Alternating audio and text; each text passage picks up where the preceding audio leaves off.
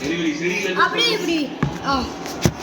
நீ த்ரோன் பண்ணு நெக்ஸ்ட் நான் த்ரோன் ஆல்மோஸ்ட் போச்சு ஒரே இந்தியா எப்படி பார்த்தாரா இல்ல படல இந்தியா சாண்டனா இருந்திருந்தாருன்னா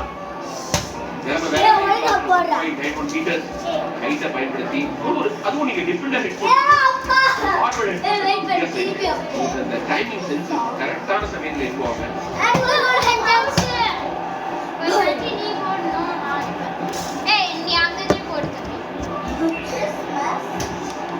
இப்போதைக்கு என்ன நடக்குது அப்படின்றது வந்து அவங்களே ஒரு விஷயம் மிஸ் ஆகுது அந்த பசங்க வந்து என்ன இல்லைன்னு தெளிவா அவங்களுக்கு தெரியுது அவ்வளோ தூரம் மதிப்பீடு கொடுத்துருக்காங்க அப்படின்றதும் தெரியுது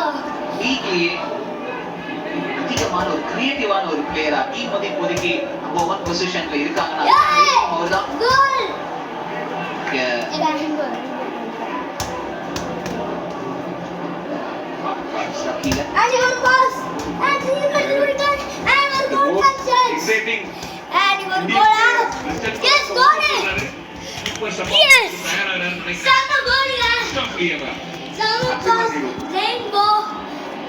ரெயின்போ பண்ணாரு இப்போ ரெட்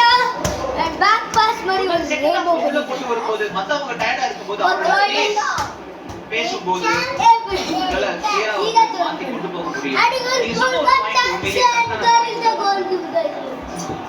அந்த மாதிரியான தருணங்கள்ல ஆடுற பிளேயர்ஸ வந்து நீங்க முழுசா இறக்கி விட்டீங்கன்னா அவங்களால முடியாம போகலாம் நம்ம பார்த்துருக்கோம் அதுக்கு ஏற்ற மாதிரி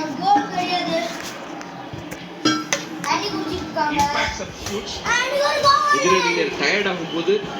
அவங்க வந்து கரெக்டா அதை பயன்படுத்திப்பாங்க எக்ஸ்பிளாய்ட் பண்ணிப்பாங்க அந்த லிஸ்டனோட ஸ்கில் செட்ஸ் அவ்வளோ பிரமாதமா இருக்கு ஆரம்பத்துலேருந்து பார்க்கணும்னு ரசிகர்கள் ஆசைப்படுறாங்க